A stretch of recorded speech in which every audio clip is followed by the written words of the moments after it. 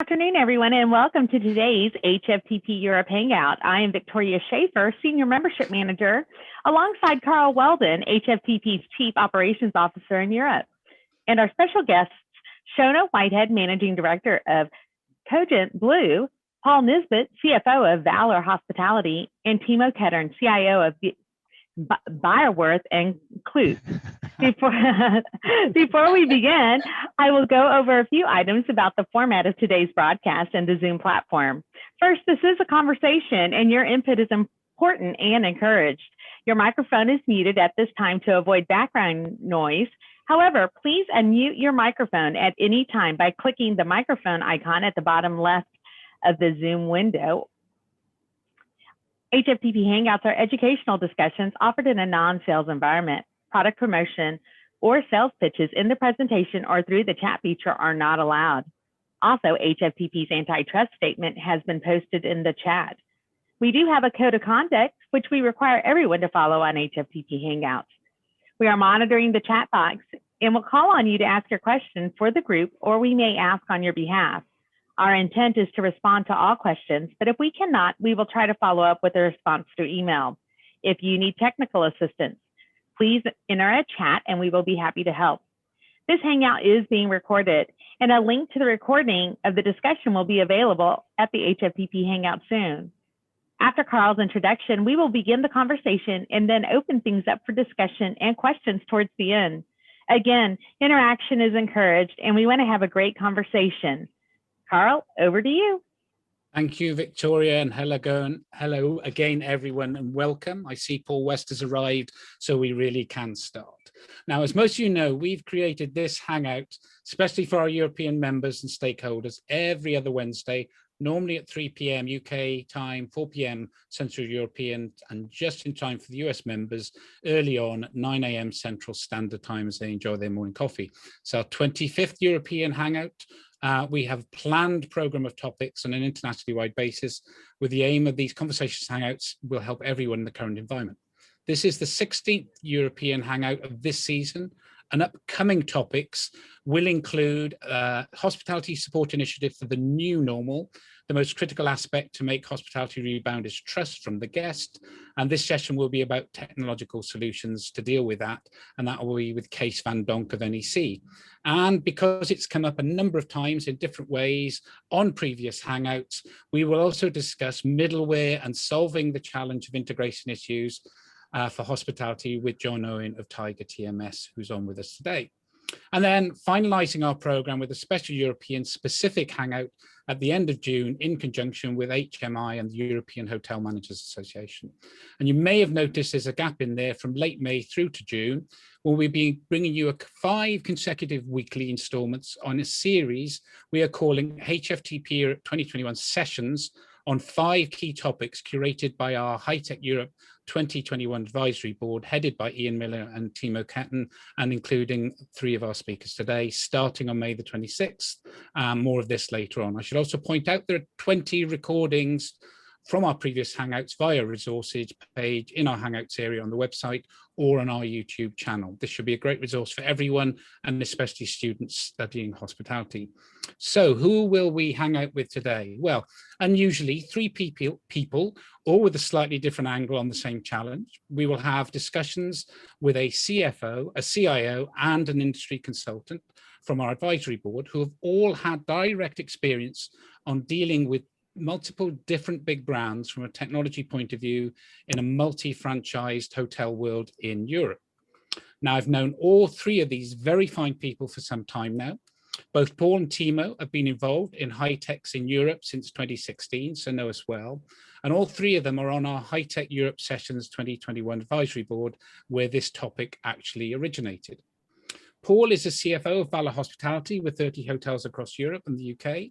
Timo is CIO of 13 hotels in Germany at Bierwirth Kluth, with more new openings on the way, I believe. And Shona is a leading consultant and managing director of Cogent Blue, who advises on technology and commercial projects after holding senior revenue management positions in major brands in the UK previously. Now, we are going to subtitle this session, Eyes Wide Open. as there are obvious reasons why you would want to own and operate multiple branded hotels, but there are challenges to be aware of. So to explore this, I'm going to ask each of our panelists 3 specific questions. But before I do that, I'd like to hand over to Timo, who is also Deputy Chair of our High-Tech Europe Advisory Board, to set the scene with us with a quick slide before I start asking the 3 questions to all 3 of them. Timo, over to you. Thank you, Carl, and good afternoon, everyone. Before I start, really lovely and nice to see some ex-colleagues, current colleagues, associates, and people I've been working with over the years who have had the very same challenges I had as well in my roles as well. So Bierwirth Kluth, we are a privately owned hotel management company. We have those 13 hotels Carl mentioned before, and we have a multi-branded approach. So we have various branded hotels in the portfolio, but we also, in the case of diversity, we also have some long stay products in the portfolio, apartment hotels, which we operate under our own brand. And I'm happy to share with you that 2/3 of our portfolio are actually open right now. The way we are set up is that we're kind of a clustered setup. We have a North German cluster based in Hamburg, a Middle German cluster based in Frankfurt, a South German one in Munich, and we also have 3 hotels in Vienna in Austria. So therefore, we have an Austrian cluster as well. And so the head office is in Wiesbaden. We have 500 employees, and pre-COVID we were heading for a lot of revenue. Let's put it that way. So my personal career is that I've been with various ownership organizations, and I've always worked in IT roles in multiple branded kind of setups, and had these challenges all along. And like Carl said before, when we were talking about the topics which we really are seeing for the high-tech sessions coming up, we were always kind of coming back to the ownership kind of arrangement. Who is the asset manager? Who is the brand? And what are the typical challenges a management company like ourselves really deal with? And I'm just going to quickly set the scene with one slide. I'm doing a couple of explanations, and then I give it back to Carl, who will, I guess, ask me the first set of questions. So bear with me while I share my screen with you. Can I just get a thumbs up when you see the slides? Yeah, very good. Thank you. Good. So what we're looking at here is what I call the 3 pillars of hotel technology. The hotel IT we're dealing with is all of the guest-facing technology. It's all of the hotel technology and the distribution systems. So what we need to kind of get reservations in and handle guests while they're on site. And there's all of the company technology, so it's all of the stuff we need, email systems, accounting system, reporting system, and what have you. And what I've kind of or we all in the industry kind of came to realizing the influence, who influences. So we have the owner or the operator over on this side, and we have the brand over on this side. And depending on where you what the hotel is, if it is a branded hotel, if it's a non-branded hotel, you lose control over your IT infrastructure. And when we look at the guest-facing bit, so the brand really wants to decide what is the brand experience. So they're defining a lot more what the technologies are going to be in the guest-facing area. On the bottom side, everything Bierwirth Kluth need to operate as an organization, I decide that. So Mr. Brand doesn't really take an influence in that. The interesting bit is in the middle bit, the hotel systems, the PMSs, the POSs, the distribution, the centralized systems. So the brand really take a more effort or a more interest, and they want to be in control of the entire technology stack. So this demarcation line, if you want, is moving more over to the right here. And I, as a multiple branded hotel operator, for me it means I just need to be very, very flexible in my approach, and every hotel I have might have a different technology stack, might have a different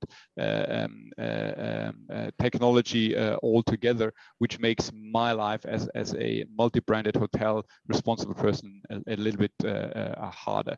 So I hope that gives you an understanding how we're pitching it. So the guest-facing technology, hotel distribution technology, the company tech, and that is just as a start. So, and with that, I'm going to give it back to Carl. Okay, thank you, Timo. So that sets the scene for everybody. So I've got 3 questions, which I'm going to ask each question, the first question to all 3 of them, so that we keep the theme together. So yeah, I guess we'll start with Timo. So the first question, and we're going to go along the tips, tricks, and traps kind of process here. So the first question for each of our specialists here: what do you see as the challenges of a multi-branded business from a technology point of view? So Timo, if you start, then we'll go to Paul, and then we'll go to Shona. Okay, fair enough. I think my colleagues on the call who also deal with a multi-branded environment, they know that. So from a technology point of view, it is that, of course, each of the brand, they come with their technology stack, which they want the hotel to use. The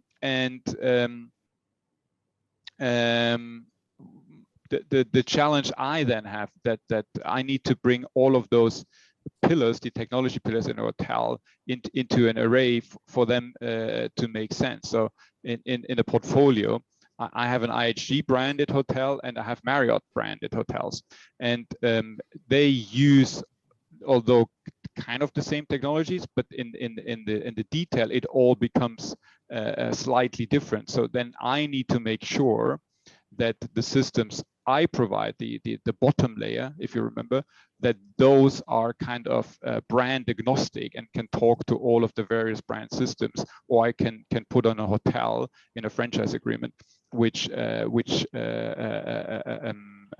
is supported on my company layer. So that's one of the technology challenges I have, which is a constant challenge. And then I don't know, if a brand decides to change something, like for example a version upgrade, then I need to verify that all of my other technologies I have in place for that hotel and for all my other hotels actually still are valid and the integration still works, which is a struggle. But also from a technology point of view, all of those franchisors, they offer or now the North Americans, they do that. They offer limited service hotels, they offer mid-scale hotels, and they also offer 5-star and 5-star plus properties for franchise also. But at the core, they're supporting all of their various brands with the very same technology. So it means for a limited service property, low staffing, I need to apply the same technology stack then for a mid-range brand. And this is kind of a challenge. So sometimes you want to use a brand because it's young, it's fresh, but then it comes with a technology stack from the brand, which is really, really heavy. And as my third part, which is kind of a new one since 3 years now, coming up to 3 years, which is GDPR related, which is ownership of the data. So each of the brands, they come with a different idea who owns the data at what stage of the guest journey. They all come with different flavors. So I need to understand at what point am I responsible for those data as a data processor, maybe a shared data processor. And I need to make sure that I have the right data processing agreements in place, not only with the brand, but also with the people I use. So it's the whole kind of who owns the data bit, which is really complicated if I work in a multi-branded environment. So these are my 3. So and I give it over to Paul then for his view.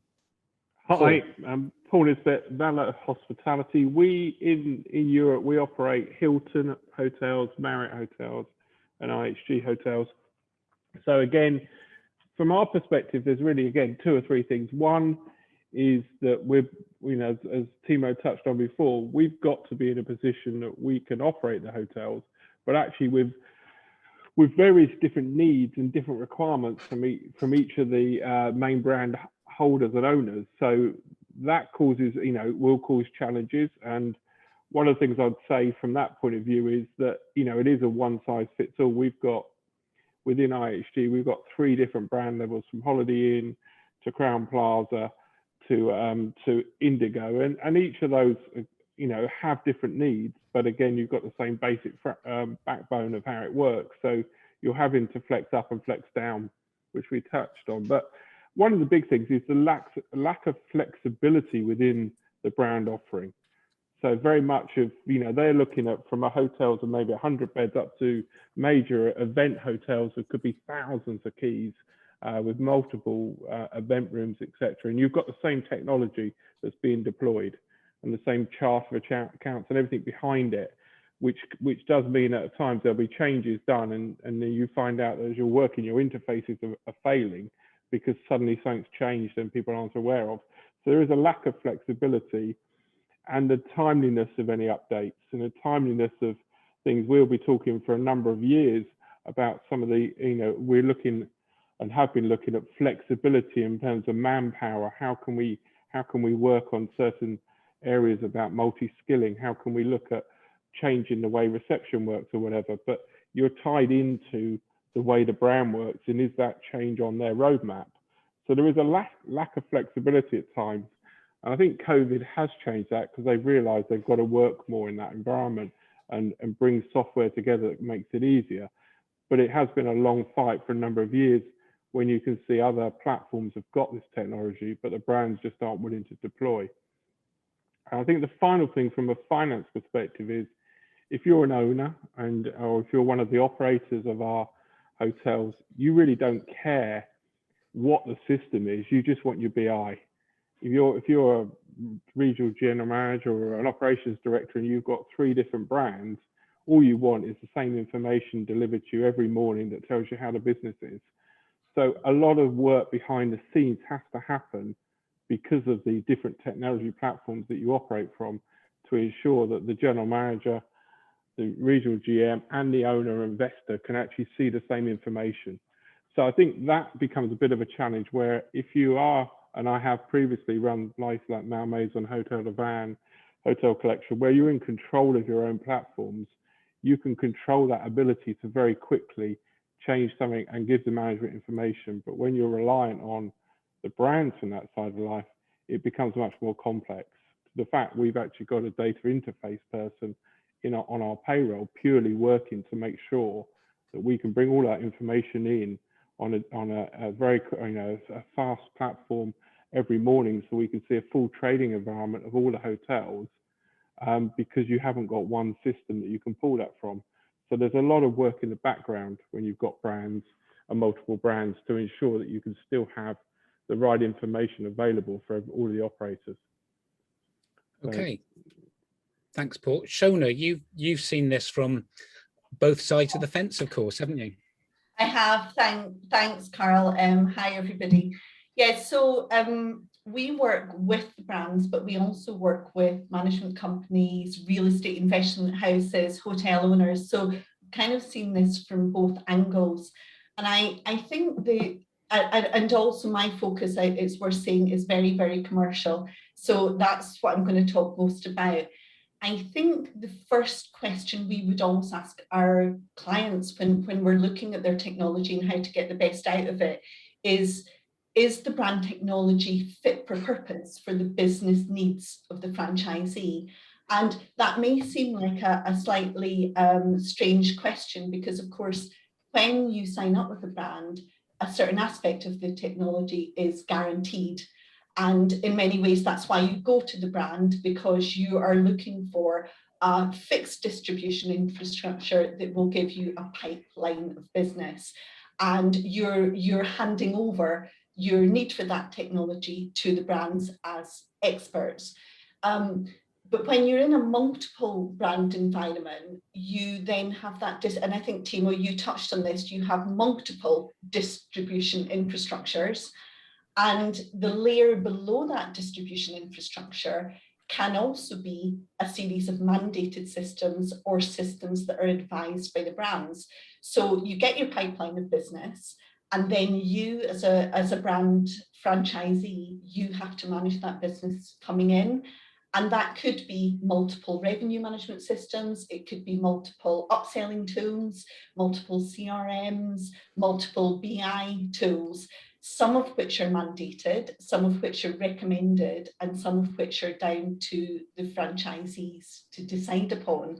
And the way we look at this in a commercial aspect is to say, who is managing that? So you're paying the brands to get the pipeline of business, but how are you converting that into revenue and profit? And with all the complexity of those layers of technology, can you actually optimize?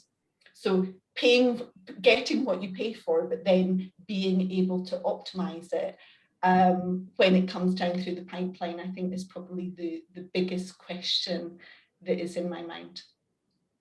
Great. I think the key message here, back to our eyes wide open, is working with multi-brands is obviously beneficial, and to use Shona's phrase, pipeline, but there are challenges right from the front right through to the back office. Okay, so let's start with, let's turn the order around. So we'll go back to Shona straight away. So Shona, can you give us an angle to consider in this environment that everybody should think carefully about? I think, yeah, thanks, Carl. I think if you're able, so if you're at the point of signing with a brand, so you haven't already done the deal, there is something to be said there about being very clear about what is mandated and what isn't mandated. And if you already have hotels or brands, or a number of brands, is having a really clear view of your technology infrastructure. It probably, I mean, Paul and Timo, you sound completely super organized with your middle layers and technology that people can feed into.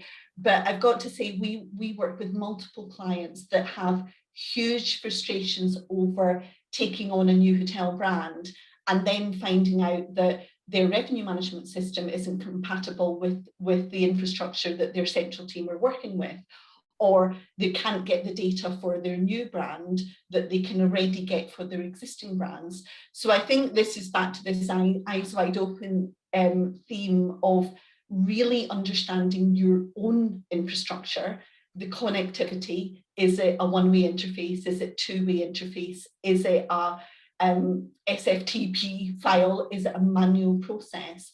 And when you're connecting other hotels and multiple brands, how does that fit in to your infrastructure? I think if you, I mean, we always like to visualize it. Green lines are good, red lines are bad, but it really gives you a sense of what your challenges are going to be and how you can start to overcome them. Fantastic. Yeah, and I guess it depends on whether they're what I would call light or heavy brands as well, to some extent, I imagine. Yeah.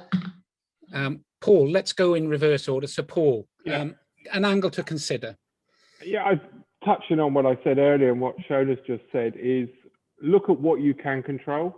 For us, we control all of our back of house. So whether it's our revenue management system, our HR system, our finance system, what we've spent a lot of time as a management company is building up those tools so that it actually, yes, whether it's a Hilton, as I say, an IHG or a Marriott, all of our hotels work the same way on a revenue management platform, an HR platform, and a finance platform. So we can bolt on the hotels and we take the information and we've built the interfaces so that we've actually got how we want to work from that point of driving the revenue management, as I say, or the finance reporting and the BI that comes out. And I think that's the angle when you look at it. You've got to think, well, actually, you're either going to have these desperate systems that don't talk to each other, that make it really difficult when you're trying to run the business and be able to talk to investors or management, or you actually take the route where we have, which is spend our money more on that back of house and that business tools, knowing that the brands, we can't change some of those things. Those are what they are. And, each of them, we could sit here and have a whole session on which one's got the better tools, how do they work, where do they work, and what it works on. But the reality is you've bought into them. You've bought into where they are. What you've actually got to work is how do you maximize what they can give you? And I think for a management company as Valor, we focus very much on that back of house, looking at those tools and actually making sure that we can maximize the operating of the revenue management, etc., from our tool bank.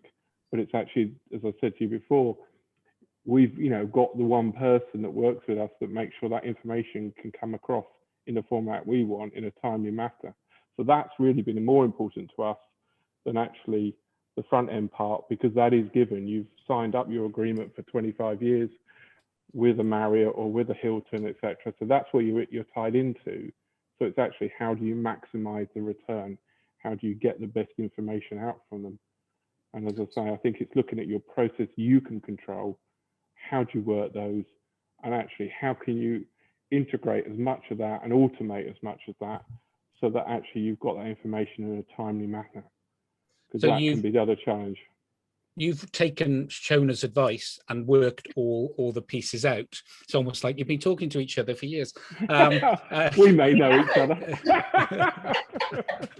But it's clear that you've worked out the ins and outs of the various brands, and now you've worked that out until you come to the next brand on, so to speak, where you'll have to work it all out again. Our value is our toolbook, what we provide, what we do. The challenge we have is if we suddenly went to another brand, we would invest heavily to work out how to take that information into how we operate. Yeah, exactly. And that's the key thing from there, because actually what we've built behind the scenes is our BI, our skill of what we can take from there to drive the business forward and to give the teams that. Okay, Timo, very interesting. What can you add as an angle to consider in this environment? I thought of two examples here really, and one is the brand standard angle and the brand standard audit angle, but I'm going to answer that secondly. It is what Shona and Paul also touched on. It is the requirement for the flexibility, so that whenever the changes occur, either you're taking on a new hotel or you're changing brand of an existing hotel, or the brand decides to change some systems, it all has an impact on the rest of the infrastructure. So when we kind of change things to our infrastructure, we try and make it as flexible really as we can, because we know changes will happen, additions to the portfolio will happen, exits will happen, and the brands will change systems. So we have that really in our mind when we designing what we really want to implement, because the integrating with the brand systems and for example Shona's expertise when it comes to aligning the on-property PMS with the above property brand distribution systems, that's really something we really want to have, because that's the reason what Shona said, why you go in bed with a brand, because you want the reservations from them. So keeping that always in mind, that it needs to remain flexible, the integration bit needs to remain flexible. That is very, very important for us, and we keep that in mind as well. The second angle I've want to share is in my opinion is the brand standards. The brand standards are the Bible, the brands think, and obviously they're going to check if you're brand compliant. Different brands do use different methods of of course, at the moment, we don't like the brand auditor to come on site, so the brands have sort of ideas how we can do that. And also the brand audit systems, they differ from brand to brand. But in most instances, you get awarded points for brand compliance on a specific item. For example, is your guest internet system doing the things it should be doing based on what the brand thinks it should be doing? Then you get certain points awarded, and you need to achieve certain minimum points to be brand compliant. Of course, cleanliness and some of the hallmark kind of brand standards, they're non-negotiable. They just need to be there.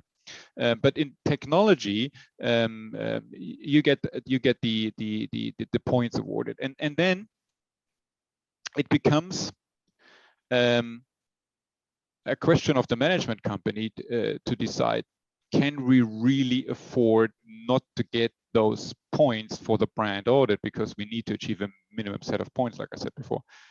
And then it really comes down to, does it commercially make sense? And also, do we believe that it is really required, and can we afford not to have those points for the brand audit standard, or the brand standard audit? The requirement for the brand standards, also like Shona said, and also the understanding upfront what those brand standards are and what you can and cannot adhere to, and where you do need a waiver for the brand standard. That is really important, as an important or big angle, which we always keep in mind when we're doing things, and also when we're changing our technology stack, which has an impact on someone else's technology stack. Gosh, I'd never really thought of brand standards with technology and points. I mean, I remember the days back in my past, long time ago, when we, you know, the inspector used to turn up and be checking bedrooms and everything like that. And if they lost a point, the operators would go into meltdown and there'd be all kinds of recriminations and everything. But so what you're saying, Timo, is there are brand standards to do with the technology, and some of those are to some degree, I would say, they're not negotiable, but where you decide how much you buy into those standards. Is that what you're saying? Yes, to put it that way. So sometimes you can argue, sometimes you can't argue. Sometimes one has to argue. And interestingly, the brand auditor now comes via a Zoom meeting into the hotel, and he needs to be shown around on the tablet. Really? Wow. And, and Timo, just to remind you, we are recording this session for... Thank you. Exactly. I hope I was careful enough. Carl, I think one of the things is, if you work with the brand and you've got a strong relationship with the brand, if you can prove that you don't need something from them and you can still deliver what they need, there's a conversation you can have with them. Yeah. And if you happens to be further advanced and maybe saying, no, you're not buying something from them, but you're still complying with what they need and you're doing everything, you can have a waiver, you can discuss those.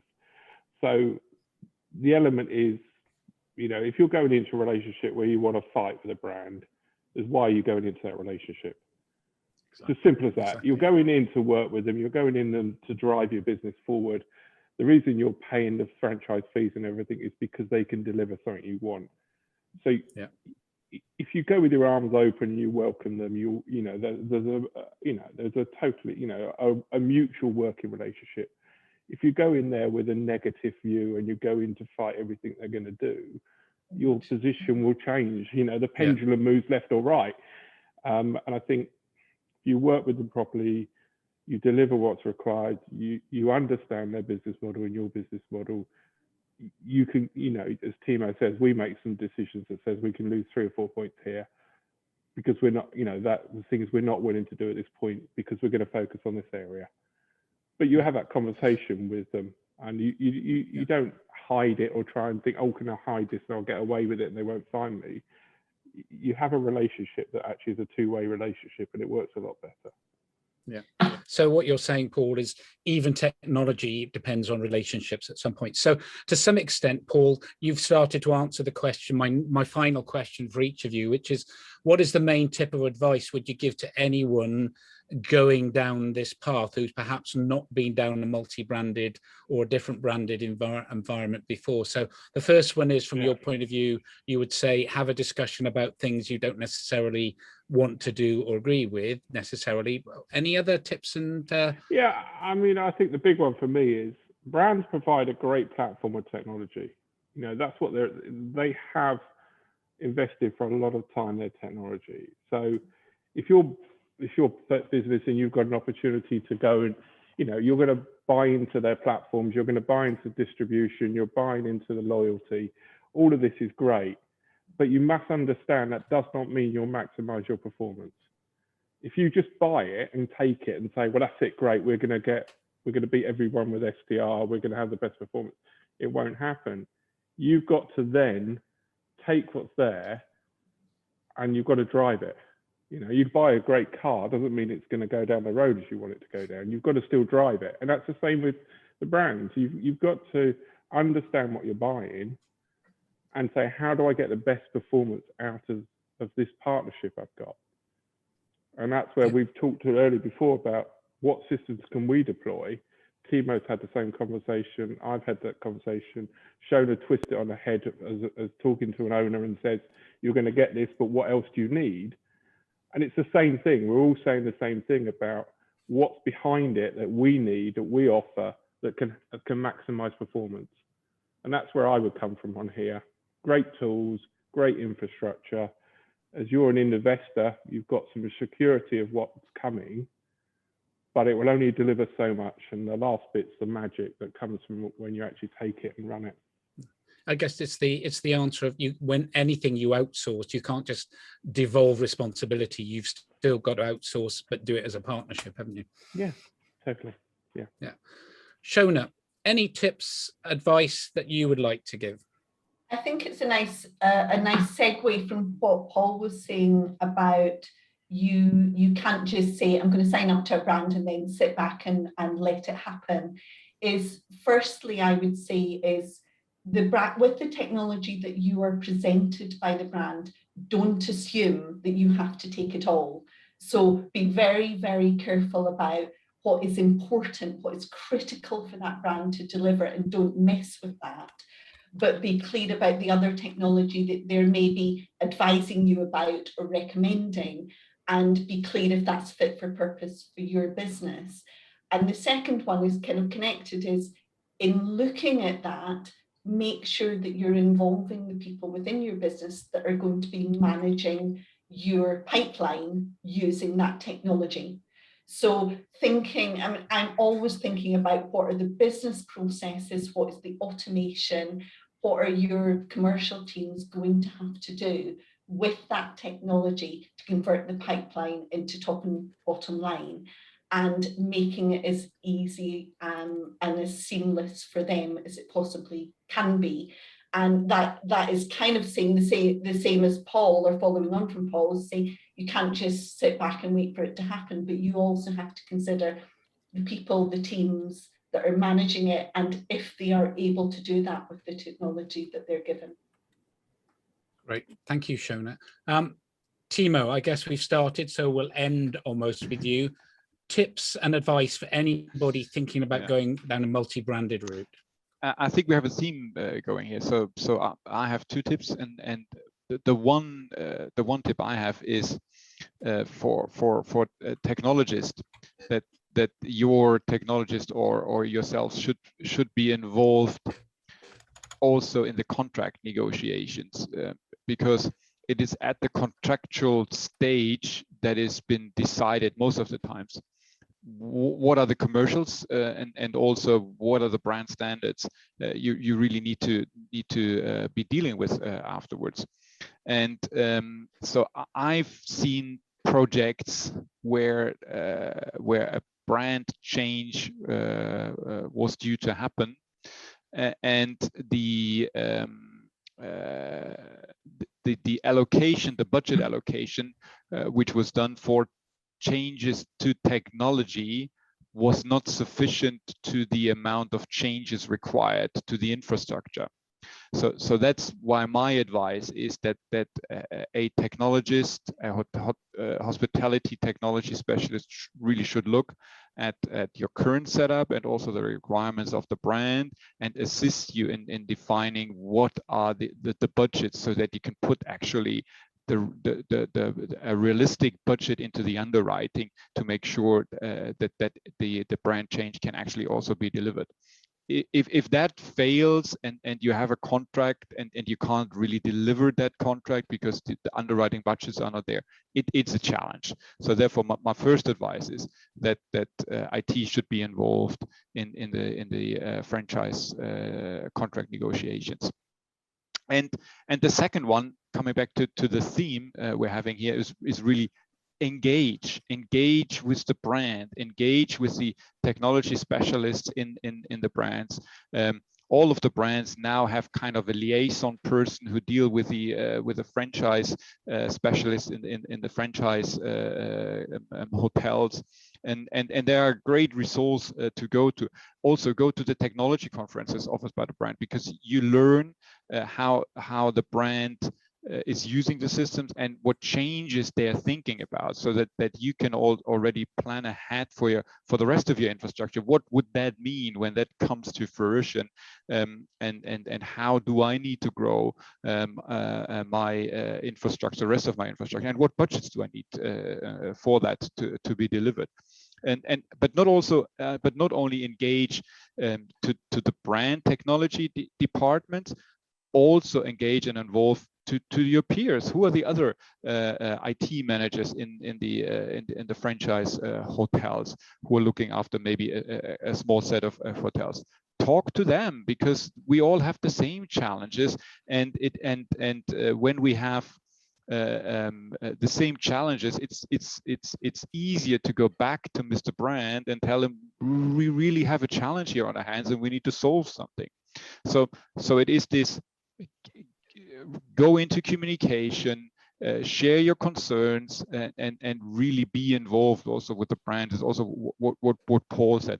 Most of the time they are open. They will listen to you. They understand the challenges, but you need to be there where the communication happens. So the second advice is really be involved with the brand and be involved with your peers. Yeah, great. Thank you. I think actually that last couple of points, Timo, it echoes partly what Barry brought up in his hangout with us in Cyber High Tech, where he talked about how the HFTP certification, CHTP, brings technology into the rest of the business and understanding how it fits in. And what you're saying is going with a brand is not just a branding, marketing and operational issue. It's a technology as well issue. And don't forget, technology is department.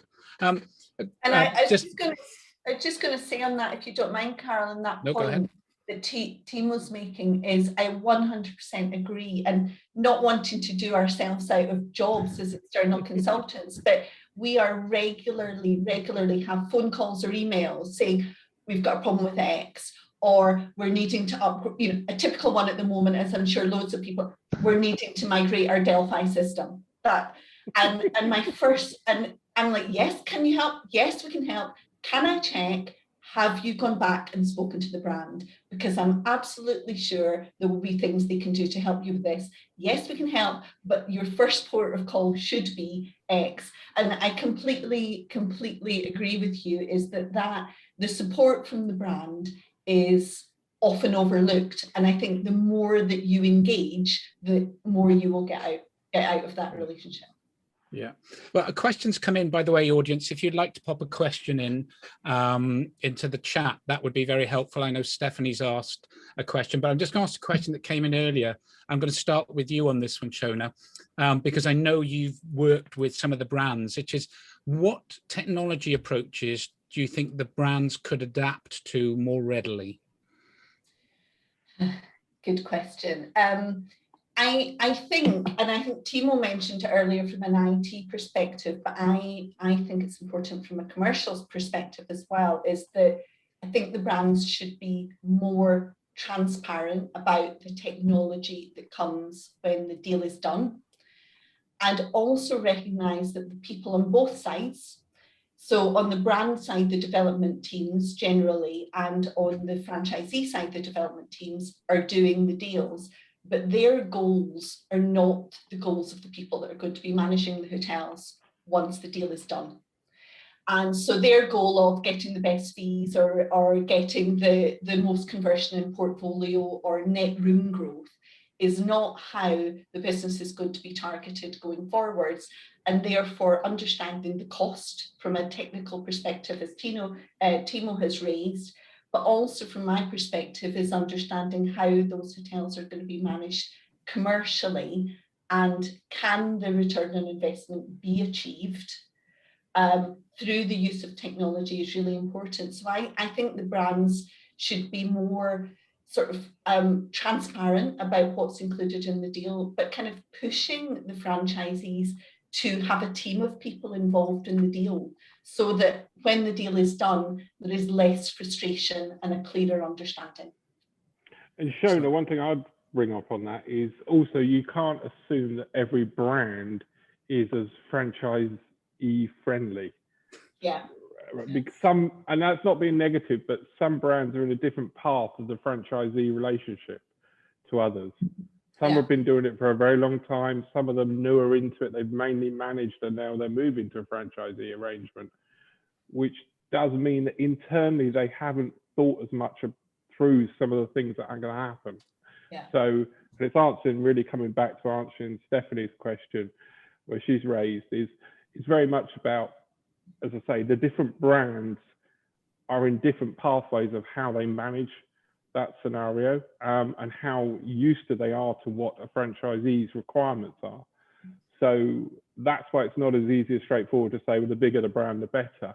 No, some are geared up and have got the teams ready to deal with it, and some of them it's kind of like we're getting there, but we're not actually sure of all the requirements you have as a franchisee, because we're mainly in a managed environment. So I think, again, you've got to go in and actually say, well, who is the team and what's their experience? How do they work with you? So that you're in a position where you could say, right, okay, we're going to have to overstaff here. I mean, I realize we're on our own for parts of this because they're not used to this, or you've got the other scenario where you've actually got a team that you've been working with numerous times, and it may be new brand they're launching, but you're saying, okay, what's the difference from where we were before? What do we not know? And and it's that engagement. I can mirror that experience. So some of the brands are really on away from traditional brand and management company to true brand managers. So, and some of the brands are still on the way there. So there's still the mentality, that head office mentality. So the management company's mentality, we tell you how it's done, where in a true franchisor-franchisee relationship, that's no longer there. And I mirror what Paul just said there. So some are a little bit more advanced and understand the requirements more than others do. So while they're still on the journey. I think Stephanie's question, which is interesting, I'll read it out for us. How about the setting, given that she's in a startup scenario about 12 months away from opening, was how about the setting up of technologies in a pre-opening or rebranding situation? How do you rate the brands, which we can't do here? But how, obviously, yeah, well, Timo, because have you just opened in Munich, Timo, or about to open? So, we're about to, next month, we're going to open the next project in Garching. And how do you find the brand pre-opening support from a technology point of view? I mean, without saying which one it is, how have you found that? So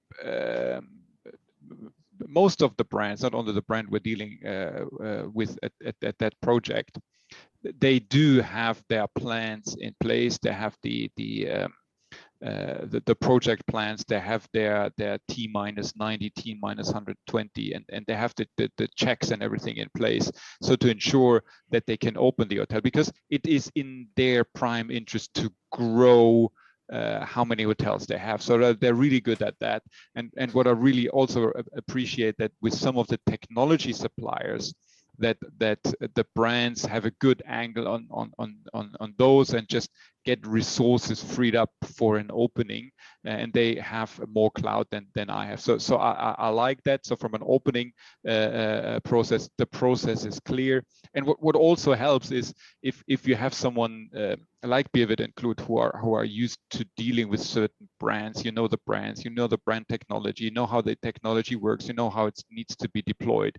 So when you do now I think we're doing the tens of that brand now, you know how it's done, they know how we operate, so it's a lot easier. It's an easier process. But if you come new to a brand, they do offer with their hotel opening teams and all of that, they do give support. So I would say that is okay. Okay, I'm good. I think this other question that's come in here earlier, I think I'm going to start with you on this one, Timo. Given the previous conversations, how do you balance what brand standard you adhere to and what standard you would seek a waiver for? Yeah, okay, that's a very good question.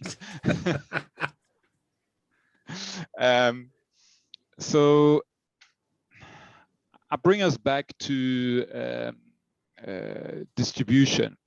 So I go and sign up with a brand because I want the brand to deliver reservations for this hotel using their the brand name and the power they have in their distribution systems. So I would never jeopardize my situation by having a cut between the brand distribution systems and the own property system. So in the PMS to CRS, it's always going to be a two-way interface. It's always going to be the rate synchronization if that is feasible with that brand. And I'm not going to divert away from that. Because if I would divert away from that, I would give the brand a potential excuse to say when the brand is not delivering enough reservations into that property, the brand could say, "Yep, but your systems are not aligned with my system. So how do you expect reservations to flow into that hotel?" And they would have a point there if the systems are separated. So the whole distribution stack, the PMS requirements, we're going to follow that to the point, because that is why we go and enter into a contract with a brand. When it comes to point of sale and F&B operation, we do approach that a little bit more with flexibility, and we would not necessarily go with the recommended brand point of sale system. I give you another example. Some of the brand standard documentation still have 3 telephones in the bedroom, one in the bathroom, one at the desk, and one at next to the bedside table.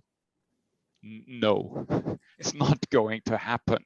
And but coming back to the conversation earlier, we go back to the development people or the brand standard people and tell them, you know, and they say, yeah, we know, you get a waiver, no problem at all. So they do also realize when brand standards needs to be updated. So to summarize, commercially, all of the distribution system, everything which has to do with revenue, we stick to the standard.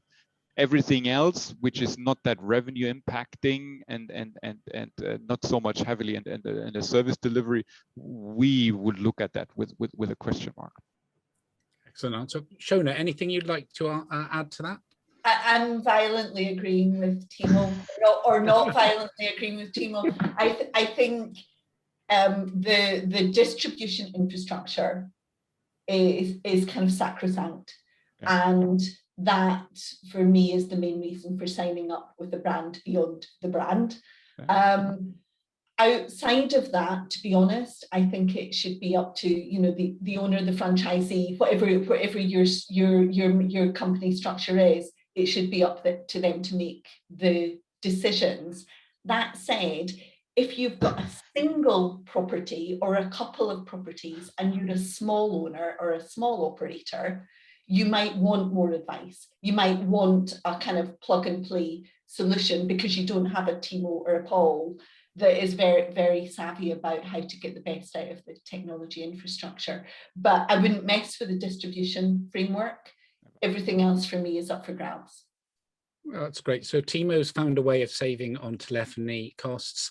Shona's saying don't mess with distribution. Paul, in the last minute or two, because an hour has just appeared in front of our Paul, what would be your last comment on brand standards? On brand standards, I think very similar. You look through them as a base, and there's two different things. Some of them, it might be that you're just saying, we want to do that, but it's got to fit in with the capital available to the investors. So some of that is a conversation to say we can live with that. The other part is like we said, if you genuinely have systems that are equal or better, then as we come into the contract and you get to work with the guys, you're just saying, look, we understand where you are, but we're using a different EPOS. We're using a different, I mean, we use a different EPOS to their recommendation because the maintenance of that EPOS they recommend is 5 times the cost of the one that we use. So to be honest with you, for our investors, sink that money, there's no benefit. So, but having those open conversations and saying this is a better technology and actually it's a cheaper one to run, is just, you know, build the relationship, work the relationship properly. And I do totally agree with both the guys before. You're buying into the brand to drive the distribution, to drive the brand standard, to drive the loyalty. Don't mess about with that. Why would you mess about with that? That's why you've signed the agreement, to maximize that part of the agreement. Yeah.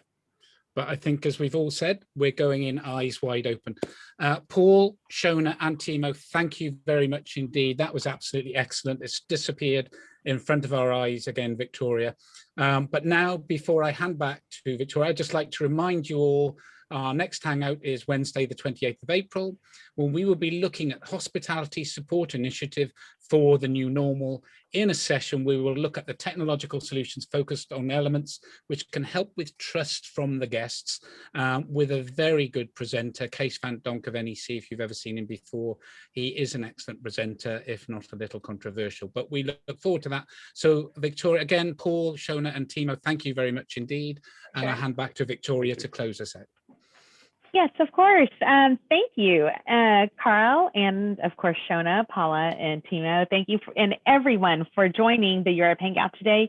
Before we close, as Carl said, remember the HFTP is hosting European Hangouts next on Wednesday, the 28th of April. But we'll be looking at hospitality support initiative for the new normal with Kees van Donk. Also, please don't forget High Tech Live in Dallas on the 27th to 30th of September later this year. This closes today's HFTP Europe Hangout, and we will see you next time. Bye, everybody. Bye, Bye, everybody. Thank you. Thank you. Bye-bye. Yeah, thanks. Bye, Derek Wood.